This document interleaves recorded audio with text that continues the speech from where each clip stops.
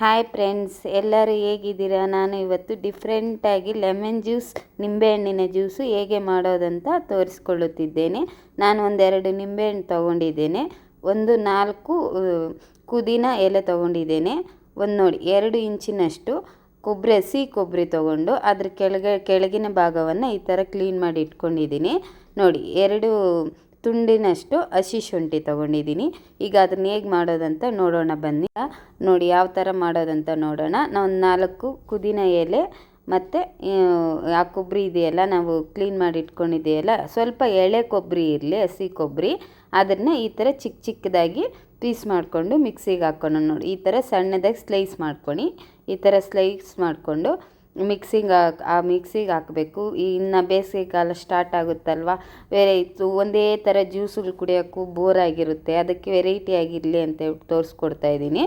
ನೋಡಿ ಶುಂಠಿ 2 ತುಂಡಿನಷ್ಟು ಶುಂಠಿ ಈ ಥರ ಸ್ಲೈಸಾಗಿ ಕಟ್ ಮಾಡಿ ಇಟ್ಕೊಂಡಿದ್ದೀನಿ. ಅದು ನಿಂಬೆಹಣ್ಣು ಇರುತ್ತಲ್ಲ, ಆ ನಿಂಬೆಹಣ್ಣು 2 ತೊಗೊಂಡಿದ್ದೀನಿ ನಾನು. ಸುಮಾರು ಒಂದು 7 ಜನಕ್ಕಾಗೋಷ್ಟು ಜ್ಯೂಸ್ಗೆ ಒಂದು 2 ನಿಂಬೆಹಣ್ಣು, ಅದರಲ್ಲಿ ರಸ ಎಲ್ಲ ಈ ಥರ ಮಿಕ್ಸಿಗೆ ಹಿಂಡ್ಕೊಳ್ತಾ ಇದ್ದೀನಿ. ಈ ಥರ ಹಿಂಡ್ಕೊಂಬಿಡಿ. ಅದರಲ್ಲಿ ಸ್ವಲ್ಪ ಒಂದು ತುದಿಯಷ್ಟು ಸಿಪ್ಪೆ ಸಮೇತ ರುಬ್ಕೊಳಕ್ಕೆ ಹಾಕ್ಕೊಳ್ಳಿ ಮಿಕ್ಸಿಗೆ. ಸಿಪ್ಪೆ ಸಮೇತ ಅಂದರೆ ಒಂದು ತುಂಡಿನಷ್ಟು, ಚಿಕ್ಕ ಗಾತ್ರದಷ್ಟು, ಜಾಸ್ತಿ ಹಾಕ್ಕೊಳಕ್ಕೆ ಹೋಗಬೇಡಿ. ತೋರಿಸ್ತಾ ಇದ್ದೀನಲ್ಲ, ಒಂದು ಅಷ್ಟು ಹಾಕ್ಕೊಂಡು ಸಾಕು. ಈಗ ಇದನ್ನು ನಾವು ಮಿಕ್ಸಿಗೆ ಹಾಕ್ಕೊಬೇಕು. ಐಸ್ ಕ್ಯೂಬು ಒಂದು 5-6 ಐಸ್ ಕ್ಯೂಬ್ ಹಾಕ್ಕೊಂಡಿದ್ದೀನಿ. ನೀವು ಬೇಕಂದರೆ ಇನ್ನೂ ಜಾಸ್ತಿ ಬೇಕಂದರೆ ಸೇರಿಸ್ಕೊಬೋದು.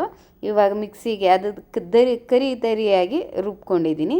ತರಿಯಾಗಿ ಈ ಥರ ನೋಡಿ, ಈ ಥರ ರುಬ್ಕೊಂಡು ಇದನ್ನು ನೀರು ಸ್ವಲ್ಪ ಹಾಕಿ ಮಿಕ್ಸ್ ಮಾಡ್ತಾಯಿದ್ದೀನಿ. ಇದನ್ನ ಇವಾಗ ನಾವು ಸೋಸ್ಕೊಬೇಕು. ನೀರು ಎಷ್ಟು ಬೇಕಷ್ಟು ಹಾಕ್ಕೊಂಡು ಸೋಸ್ಕೊಳ್ಳೋಣ. ಇವಾಗ ಫಿಲ್ಟ್ರ್ ತೊಗೊಂಡು ಇವಾಗ ಇದನ್ನು ನೋಡಿ ಇನ್ನೊಂದು ಪಾತ್ರೆಗೆ ಇದು ಮಾಡ್ಕೊತಾ ಇದ್ದೀನಿ. ನಾನು ಅದರಲ್ಲೇ ಮಿಕ್ಸಿ ಜಾರ್ಗೆ ಇದು ಮಾಡ್ತಾಯಿದ್ದೀನಿ.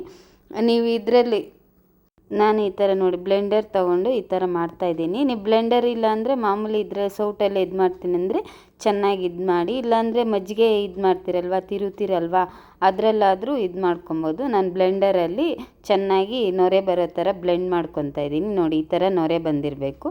ಮತ್ತು ಅದನ್ನು ಮಿಕ್ಸಿ ಜಾರ್ಗೆ ಹಾಕ್ಕೊತಾ ಇದ್ದೀನಿ. ಹಾಕ್ಕೊಂಡು ಇವಾಗ ಅದನ್ನು ಸಕ್ಕರೆ ನೋಡಿ, ಸಕ್ಕರೆ ನಾನು ಒಂದು 3 ಕಪ್ ಆಗೋಷ್ಟು ಸಕ್ಕರೆ ತೊಗೊಂಡಿದ್ದೀನಿ. ನೀವು ಶುಗರ್ ಕಡಿಮೆ ಬೇಕಂದರೆ ಶುಗರ್ ಕಡಿಮೆ ಹಾಕ್ಕೊಳ್ಳಿ. ನಾನು ಶುಗರ್ ಸ್ವಲ್ಪ ಜಾಸ್ತಿ ಹಾಕ್ತಾಯಿದ್ದೀನಿ. ನೋಡಿ ಇದನ್ನು ಇವಾಗ ನೀಟಾಗಿ ಸೋಸ್ಕೊಬೇಕು.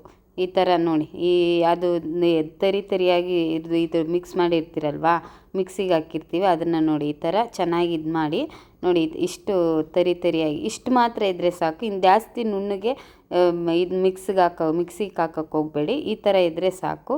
ಇವಾಗ ಇದನ್ನು ಚೆನ್ನಾಗಿ ಸೋಸಿದ್ದಾದಮೇಲೆ ಮತ್ತು ನಮಗೆ ನೀರು ಎಷ್ಟು ಬೇಕೋ ಅಷ್ಟು ಹಾಕ್ಕೊಬೋದು. ಬೇಸಿಗೆ ಕಾಲದಲ್ಲಿ ತುಂಬ ಇದ್ರೆ ತಂಪಾಗಿರುತ್ತೆ. ಸೇಮ್ ಕಬ್ಬಿನಲ್ಲಿ ಯಾವ ಥರ ಇರುತ್ತೋ ಅದೇ ಥರ ಇರುತ್ತೆ. ಯಾರನ್ನು ಗೆಸ್ಟ್ ಬಂದಾಗ ಡಿಫ್ರೆಂಟಾಗಿರುತ್ತೆ. ಟ್ರೈ ಮಾಡಿ.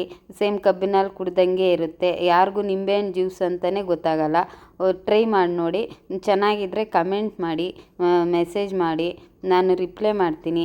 ಏನಾದರೂ ಮಾತಾಡೋದ್ರಲ್ಲಿ ಇದ್ದರೆ ಮಿಸ್ಟೇಕ್ ಇದ್ದರೆ ಹೇಳಿ, ಸರಿ ಮಾಡ್ಕೊತೀನಿ. ಪ್ಲೀಸ್ ಫ್ರೆಂಡ್ಸ್, ಸಬ್ಸ್ಕ್ರೈಬ್ ಮಾಡಿ. ನಮಸ್ಕಾರ.